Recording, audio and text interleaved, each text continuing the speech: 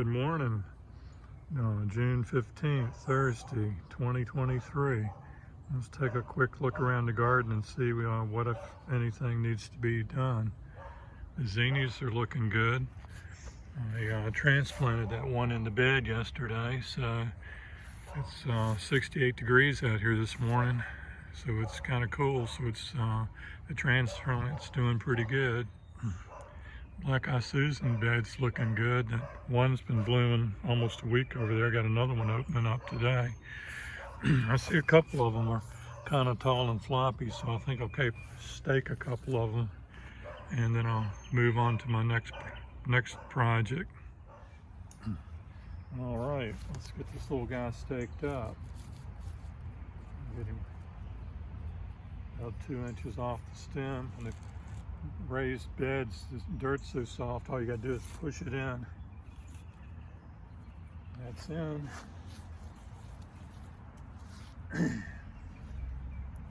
Piece of string.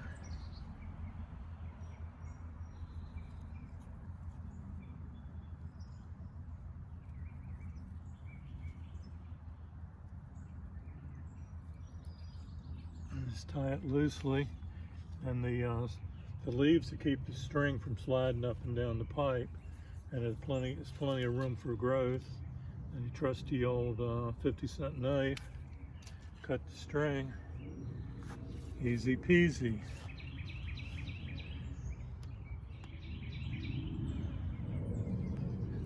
Now to keep it from falling over, I already did the one over here in the corner.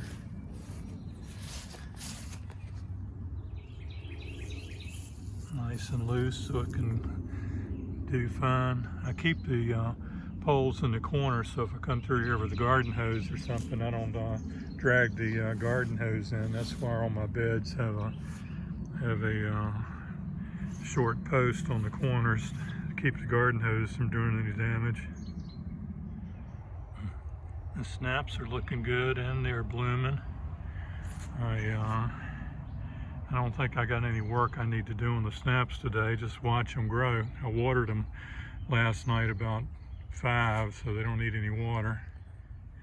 I might get my tying tool out here in a little bit that uses this tape to tie them. And I went through and got some of the stuckers off yesterday, but like I think that one grew overnight. I don't think that was there yesterday. But anyway, they could use a little tying up at the top, and check them for suckers.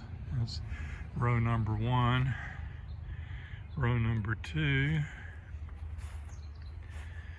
row number 3. And peppers have really greened up since I watered them a little bit over the last week. Plus I gave them some Garden Tone fertilizer. They really have gotten really much greener. And let's look, these are on the cages here. And let's go down to where we run out of cages. Oh, look at that one. That's really nice and green looking. I can't stress enough that peppers really love fertilizer.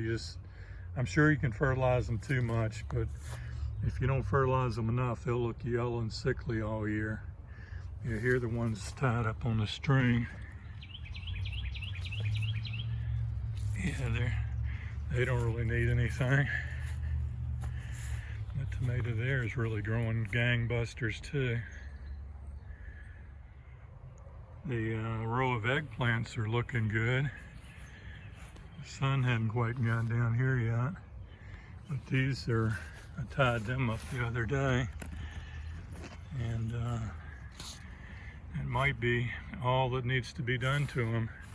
They just seem to need just a little bit of help in case you have a thunderstorm or heavy rain to keep them from flopping over. So just some of them just kind of even lean on the pole. But if you lean it on the pole and tie it about once, you're pretty much done with the eggplants except for harvest. And cucumbers are really laying down the blooms. There's a bunch of blooms in there this morning. And looks like I added 3 more strings here on my trellis. Looks like I need to add 3 more. They've grown overnight. They're almost a foot above the last piece of string. And I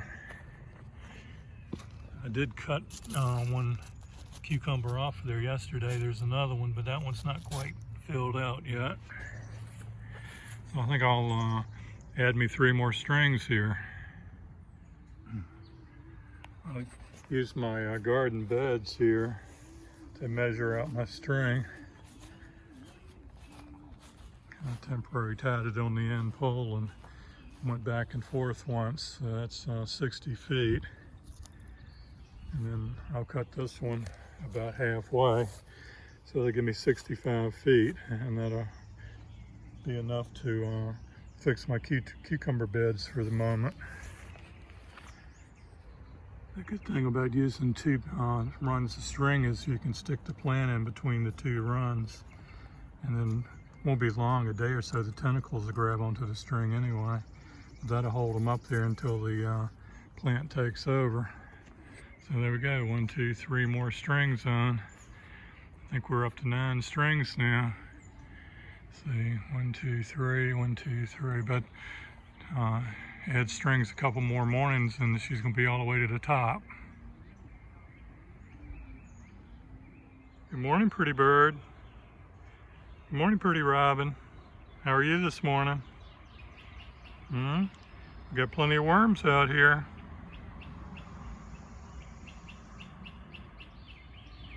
If you notice your string is a little floppy after you tie it, you can pull back on here and put a little block of wood under it.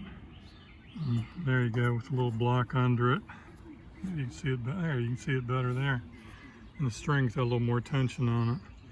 Once the plants get on there, if it sags a little here, and another plant pulls there. Once it pulls it, it kind of tightens itself up anyway. But if you want a little more tension on it, that's an easy way to do it. You can add the block of wood on this side or that side, depending on which line or 2 lines you're trying to tighten up. Well, sunflowers are finally starting to look really good. They've brightened up. They're not as yellow looking as they were after I transplanted them. And I got one more that has finally grown up big enough. Got one more spot for one right there, so I'm gonna go plant that one here in a second. The okra is looking pretty good too. That's one that I replanted. It's 2 of them there. I'm gonna have to decide which one to keep and which one to get rid of. Well, these original okra plants I planted, they've kind of greened up and all, but they're still mighty slow. There's that other sunflower plant that's hanging out down there with the peppers. The roots look good on that little plant. All right, got that done. There's his brother next door. He's about 2 weeks older, but he'll catch up. They'll just be flowering at slightly different times. Who knows? He might come in later and might be the bloom that goes to the fair. He might bloom out and not get to go to the fair. Well, there's 2 okra plants here. There were 2 of them in the cell when I transplanted them, so I eased one out the ground, and the roots and everything came out pretty good. I think this straggler right here, I'm gonna try planting this one and see if it'll make it. Because this one has been planted for 30 days, and some days this looks dead, and other days this looks like it's doing okay. I don't know. I got a nice looking plant there. I'm gonna stick it in the ground. Well, it slid in the ground really nice. I stuck 2 fingers in the ground, and then I slid the plant in and jiggled it up and down and then moved the dirt back around it. So it looks really good. It's nice and moist here. And if that works tomorrow, I'm gonna split this one out. There's 2 of them there, and this one is gone. The other plant I pulled up, no, it's not gonna focus. The roots and everything look pretty good, but it's not really growing. They're just sitting there. So these this generation plant's a little bit 2 or 3 weeks newer, and they've been creeping along since we were planted, so we'll go with that and see what happens. Coneflowers are looking good this morning. I just love the way that morning sun hits them. Bumblebees are in there somewhere. There you go, I found a bumblebee. He's made himself a home in there.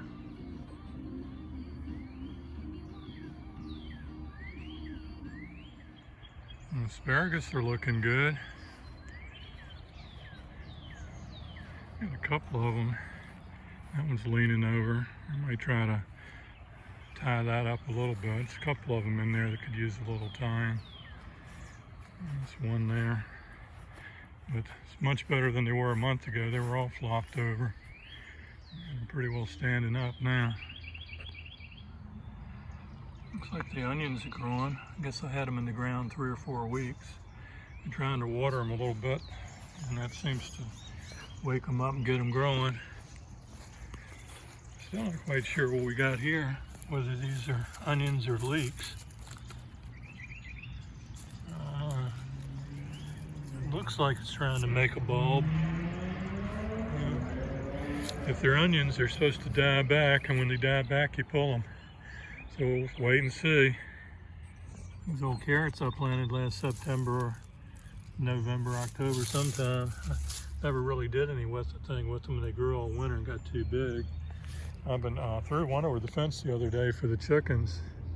I think they ate it, so I'm gonna throw another one over and see if it disappears. Might as well let the chickens eat them if they want them. And carrots so hard, I almost needed a chainsaw to cut it. I finally got it with the old Ginsu knife. I didn't even see the chickens. I didn't know they were out. So he saw me leaning over the fence and came running. I believe he's a carrot person. Enjoy your carrot there, buddy. Get your buddies on down here too.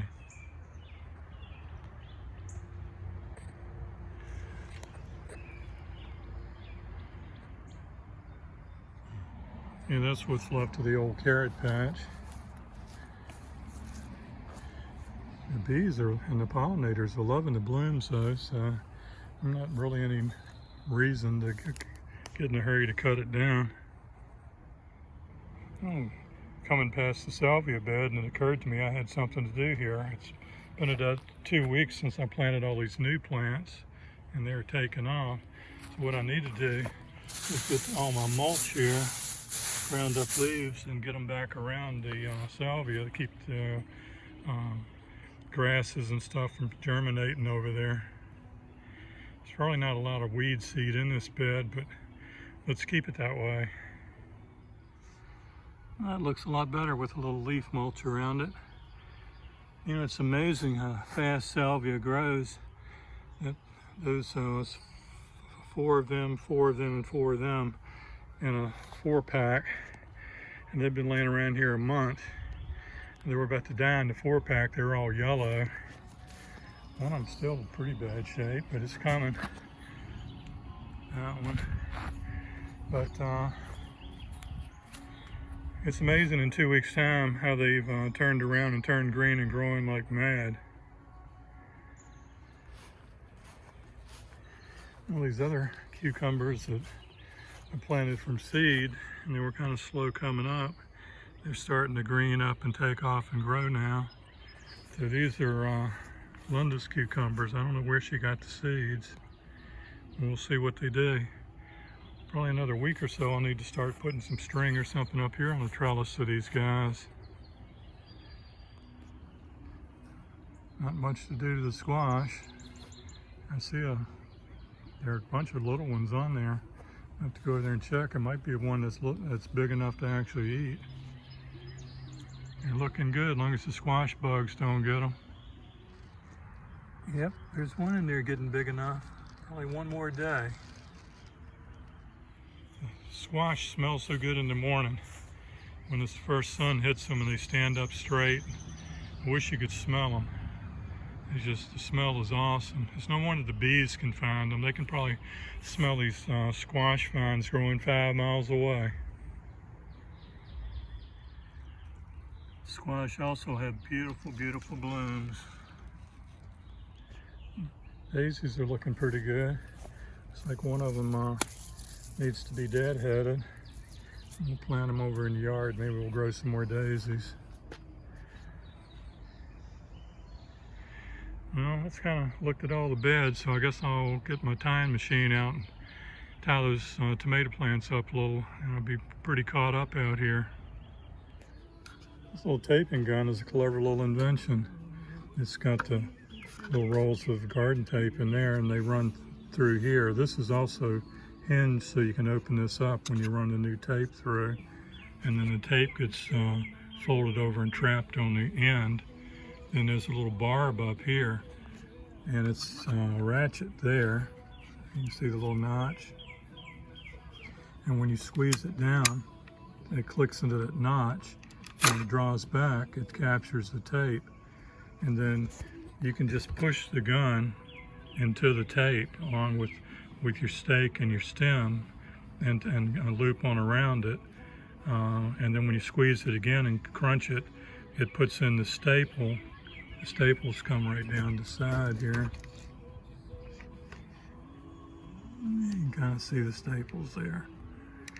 And then when you squeeze it down all the way, it puts a staple in, and it's also a cutting blade in there, and it cuts it. So it ends up going around the stem and your stake, and makes a little loop. And the tape is kind of spongy, so your plant grows a little bit, it won't choke it, it'll stretch a little bit with the plant. But it's pretty cool. Then if you're going over 2 or 3 stems or something that's got some space, you can take your finger and drag the string on, the tape on in, and it's being held straight here and held straight there, so you can pull out 3, maybe almost 4 inches of tape, and then slide it up around whatever you're wanting to tie up, and then squeeze it and cut it and staple it. Very nice little piece of machinery. All right, I'll see if I can get a picture of this. I got the straighten the limbs out on this plant. And this one, it's come up and split, and I've got two main stems. Let's move that over there. There we go. I'm trying to stay out of the way of the camera while I do this. So I got it pretty close there. And I pulled the blue tape out, so it's got a loop in it. Work it around the stems, and I can still push it on in on a little bit more. And that'll cut it. And staple it. And hopefully you can see that. That's why I like the new machine there. And if I want to do another one up a little higher here, let me see.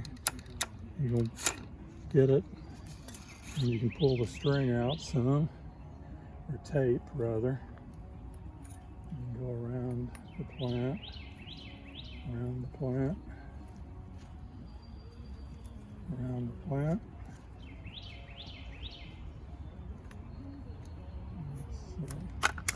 Staple it. And the bloom set is nice and loose. There's another sucker up there. We'll get rid of that. Oh, there's another sucker there. Get rid of that. This one's leaning over into me. That's another reason I had trouble doing this. That one's leaning over. I thought I picked a good spot where the plant was kind of isolated. But obviously, when I got around the tying machine out so I could show you guys how to do it, I kind of got tangled up. But hopefully we can see what I did. On this particular plant, I got 2 stems around the back with 1 piece of tape. Then I took this other one that was leaning out into the aisle here and just put 1 piece of tape up a little bit higher. Easy peasy. All right, this one of them is following the pole pretty good. The other one is 45 degrees off the pole. Let me see whether I'm gonna use 1 piece of tape or tape each one of those stems independently. It's literally 30 seconds later. I did one down there on that back stem. I did one up here on the front stem, and then I came up here and put both stems under one piece of tape. And there's another little baby sucker gone. Easy peasy again. All right, that little chore is done. Got the tomatoes all tied up for another week, and the sun's out bright now and they're really perked up.